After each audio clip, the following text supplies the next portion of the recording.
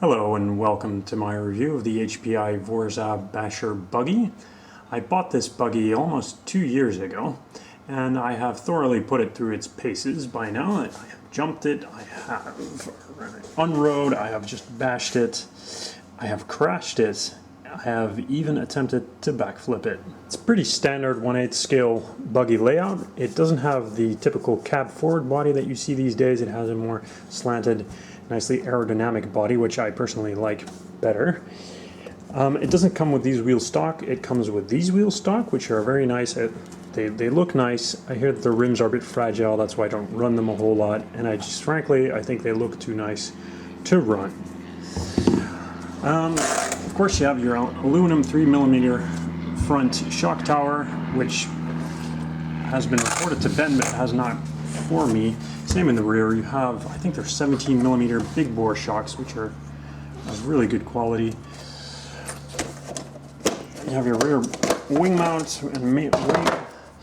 You have the Castle rebranded 1515 2200 kV motor, which is the same as the Castle one, it just has a different can. Same goes for the speed controller, also rebranded Mamba Monster ESC. These come with the Mamba Monster 2 ESC these days, but this is a slightly older version. As you can see, it has 3 diffs, center, rear, and front.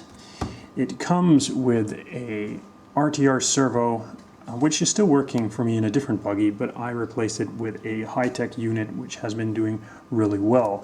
Then you have adjustable battery tray, which has also worked very well for me. In the rear you have dog bones,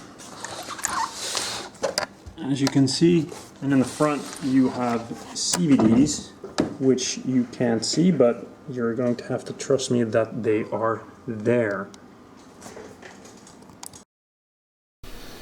Alright, let's have a look at what comes out of the box. This is the box itself. You do not get that cat, that is not included. It comes nicely packaged. I really love the black and the orange of this buggy. I really hope they don't change that anytime soon. Pretty standard layout, like I said. This is a transmitter. It's a very basic 2.4 gigahertz transmitter. It looks a bit weird. It has all the trims that you expect, and I think it runs on 4 AA's, and it's been working for me quite well over the last period that I've been running this. Here it is compared to the EB4 G3 from Thunder Tiger. Okay, here's some footage on 4S. Well, it handles like a 1/8 scale buggy. On 4S, it's not particularly quick out of the box. That's why I geared it up later. I added a 19-tooth pinion, which wakes it up a little bit. It handles well. The only thing, here it is with some paddle tires. The only thing that can be said about it is that it is quite heavy, and you do feel it.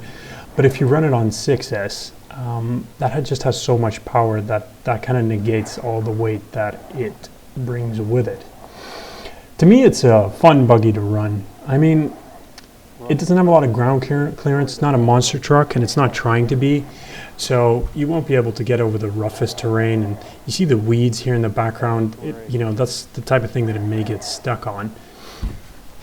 But just running on this type of surface or anything, it's just really fun to drive for me. I mean, it's so precise in its handling, and it's so quick, and it handles so well at speeds that it's just great to drive. And that, especially coupled with its durability, which we'll get to later, it just makes for a real basher. You're not afraid to throw it around. You see some small jump, and here it is running on some rougher terrain. See, and it does handle the rougher terrain, just maybe it doesn't soak up as much of the terrain as the 1/8 scale monster trucks and truggies may do.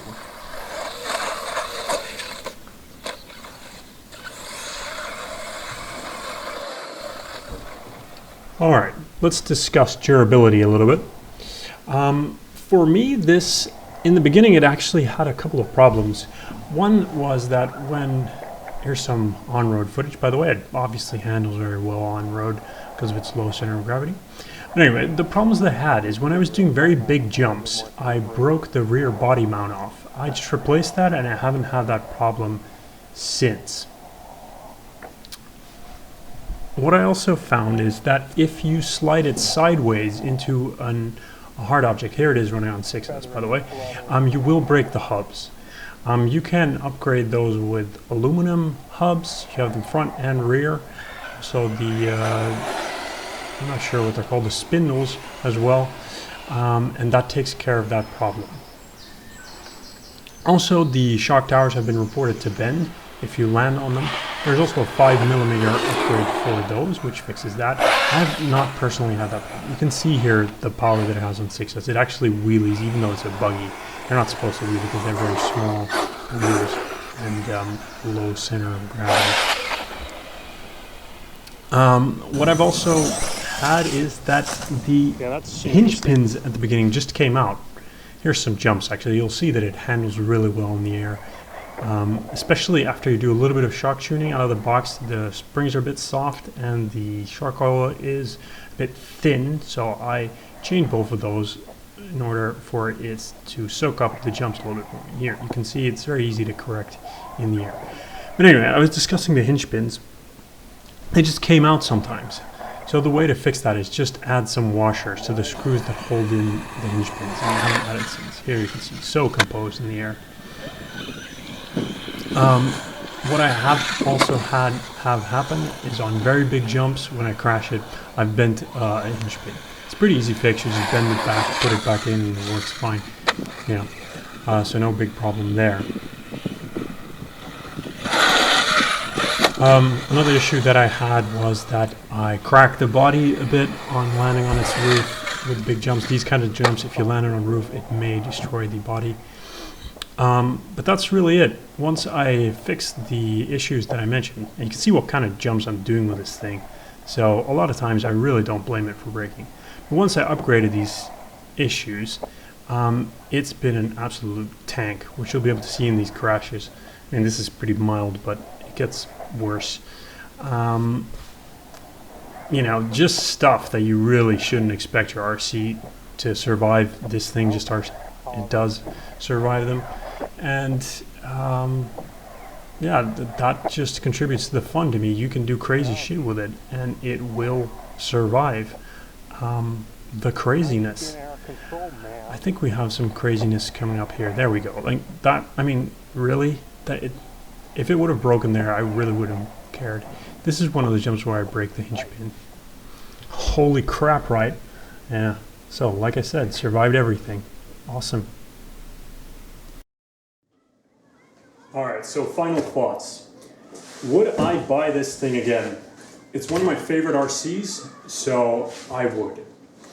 The only reason why I wouldn't is because it is quite pricey. I think I got this for 600 euros, and I got a pretty good deal from Tower with all the coupons and everything. If you buy it here in the Netherlands, I think it's around 700, and it could even be more. And because there's a couple of things, like I said, that you need to upgrade, like the hubs and the uprights and the spindles, that's going to add to the cost. Also, the servo saver, when it gets dirty, has a tendency to get stuck, and that'll destroy your cheap servos. That's why I put in a pretty serious high-tech servo, which was another 90 euros. So it just adds up to the price. I mean, you get what you pay for. It's a good buggy, but it's a lot of money. If you compare it to, for instance, some of the other RTR buggies, like the Team Associated RC8 RTR, that's definitely cheaper. I think it's around the between 400 and 500 euro mark here. That comes with a 4S system, and the aluminum shock towers are stamped, so you may need to upgrade those. But still, it's a lot cheaper, and I think in quality they'd be about equal. I like the shocks on this better though. But then there's also, of course, the Typhon these days, which does come with a 6S system installed. Of course, there are some reports of the ESC burning up, so that's a bit of a negative. That does come with stamped shock towers as well, but they're a bit thicker. I think they're 5mm, so they're pretty strong. So I think that's about equal between the two of them. And that one is about 425 euros here, compared to 700 for this thing. I'm not going to say that either is better or worse, but this one is just more expensive. So if I were to get another RTR buggy, there's a good chance I would get the Typhon over this, even though I think this one looks a little bit better, even though I do really like the look of the Typhon. Yeah. I also want to compare it to the e-Revo, even though the e-Revo is not a 1/8 scale buggy, but just because they're two big name bashers from two big brands, Traxxas and HPI, although HPI of course also has a Savage Flux, I want to compare them. I would buy this one. This one just has the durability that the e-Revo does not.